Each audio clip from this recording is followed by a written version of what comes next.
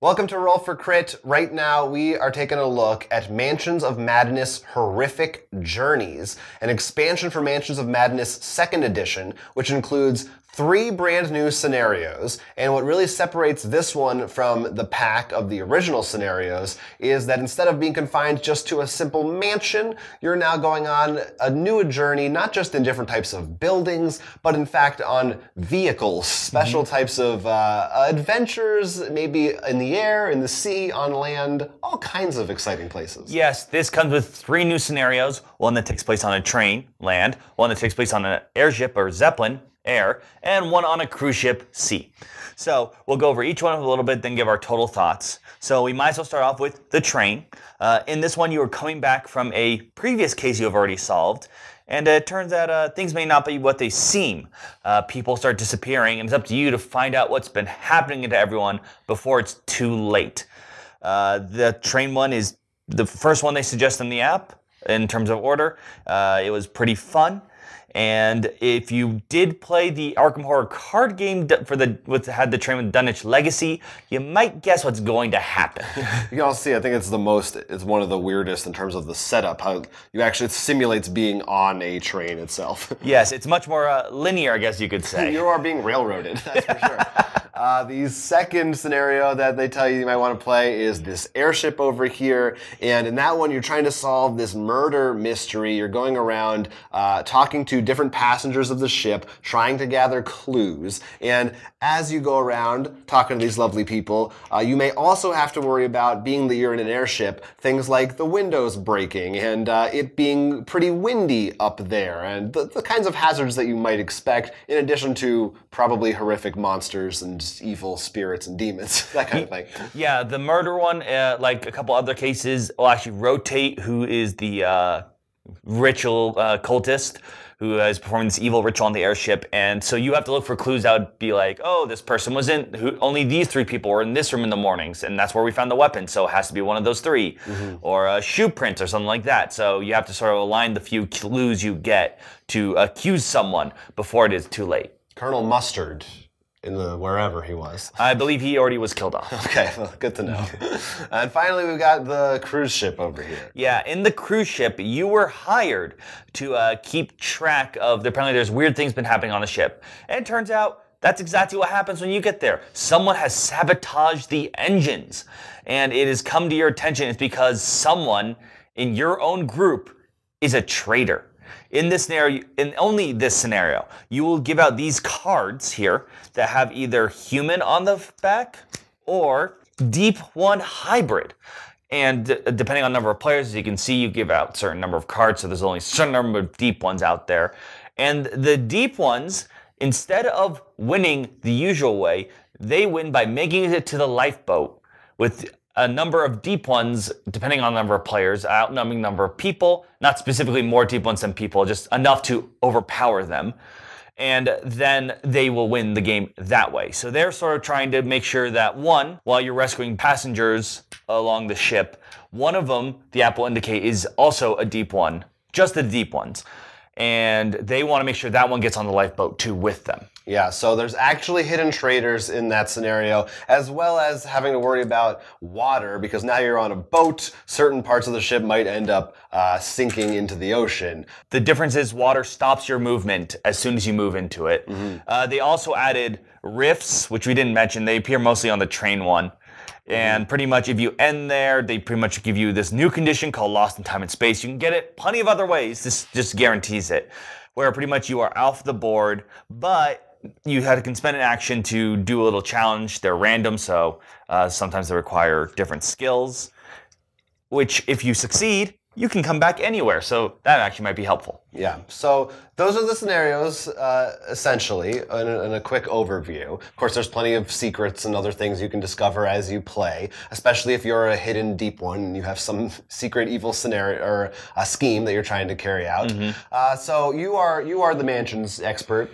You have ranked all the other scenarios for the most part up until this point. Yes. So what did you think of this set going in? Start with one of these or talk about... Well, the train one was fun. I still like trains.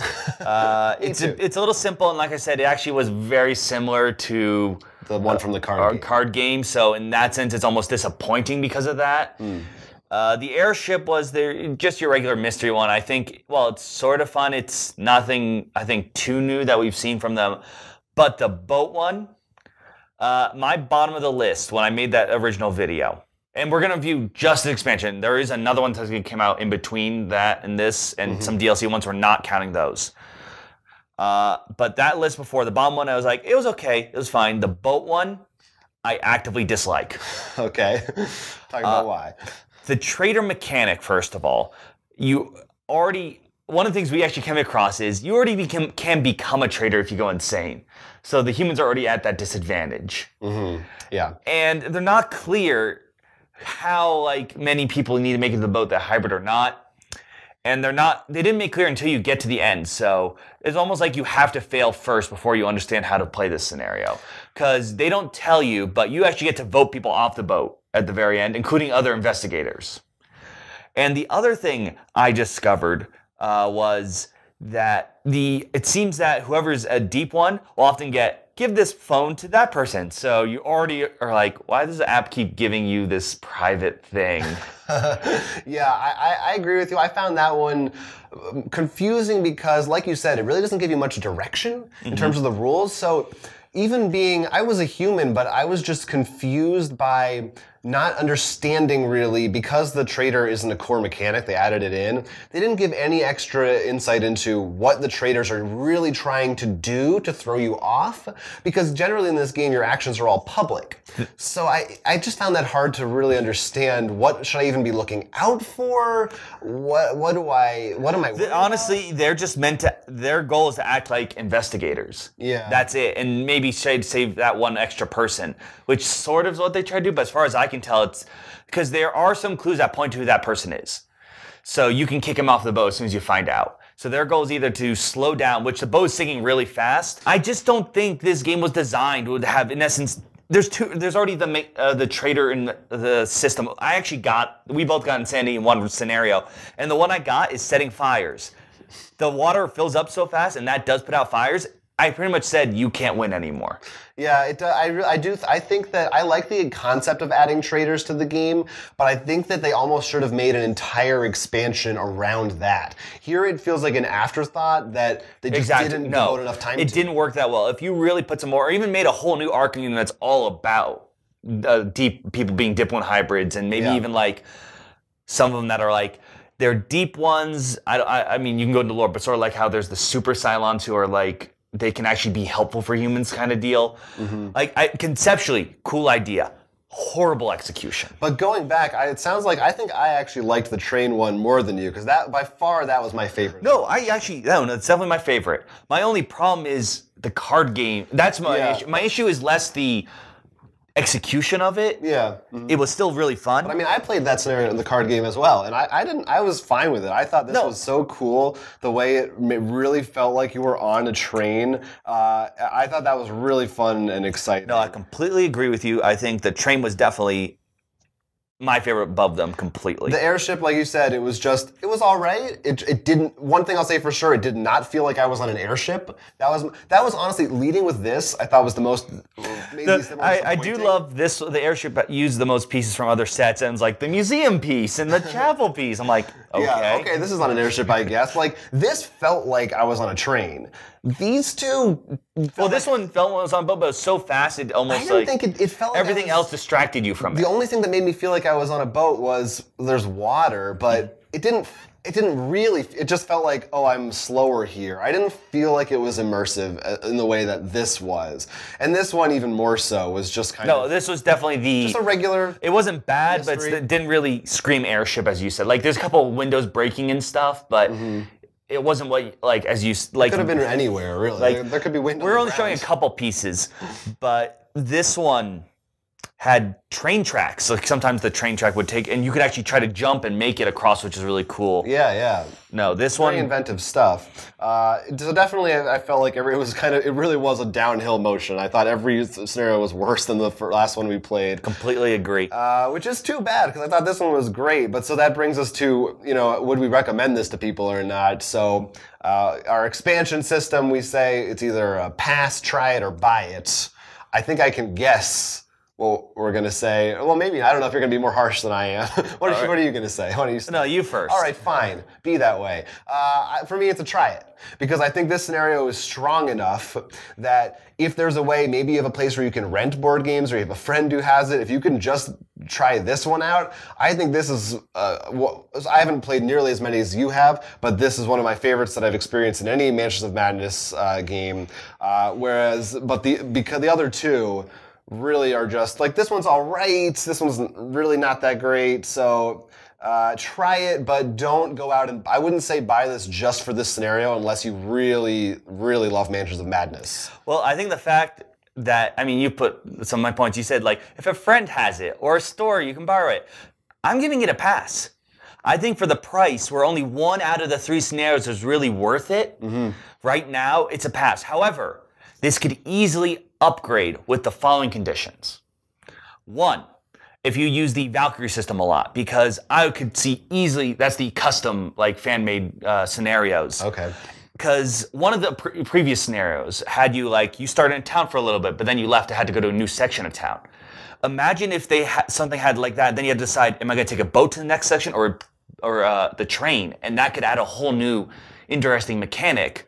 Like, these tiles have possibility, it's just that by itself, if you judge the box by itself, it's not worth it. Yeah. And the other one too is if they do their own thing where they actually decide to do a bit more mixed sets. Right. That would easily upgrade it, but until then, for the price of only one good scenario, in my opinion, I don't think it's worth it. Yeah, it's a shame. It's too bad. Because I love that they tried to do some new things. I just wish they had worked on them a little bit more, polish them up a bit. But well, I think that the problem is right now with Mansions of Madness, they did a new thing, and each expansion been like, oh, look, whole new series, so you just need the core in this. What they need to do is, all right, we've now made this, let's now make a really awesome scenario where you have to take the train to a mansion, maybe do some stuff there, and then, like, yeah, I know what really, you're talking about. That will, I think, make this expansion, it's so much more. Yeah. Well, Fantasy Flight, ball's in your court. Let us know in the comments below if you have gotten to play Horrific Journeys, where these scenarios rank on your list. Maybe you ended up having a great time with that boat scenario. Maybe you found some secret sauce. Maybe your play group just really, really got into it and it worked for you. I don't know. I'd be curious to hear that. We should mention, by the way, that if you're playing with just 2 players or a single player controlling 2 players, I did do it. There is no traitor then, because that would be a little... So that's one way you could avoid that. And then it just becomes a longer, annoyinger version of this one. It's just finding out who's the deep one, which is pretty simple. It's literally, you find a drawing of an old man with a deep one. Well, it's the old man. Right, got it. You know. Yeah, that's too bad. So it doesn't really help that way either. So in the end, yes, as you said, let us know if you disagree with us and you enjoyed the deep one. If you use the Valkyrie system and have some suggestions of better campaigns so people who maybe already bought this can see how to use these pieces in so much cooler, interesting stories. Let us know in the comments down below. We would love that. You can also find us at our website, rollforcrit.com, or you can talk to us there, links to our social media, etc. I'm Jonathan. I'm Will. And this was a Roll for Crit expansion review. Make sure you click the like and subscribe buttons so you get more board game content from Roll for Crit. Do it. Do it now.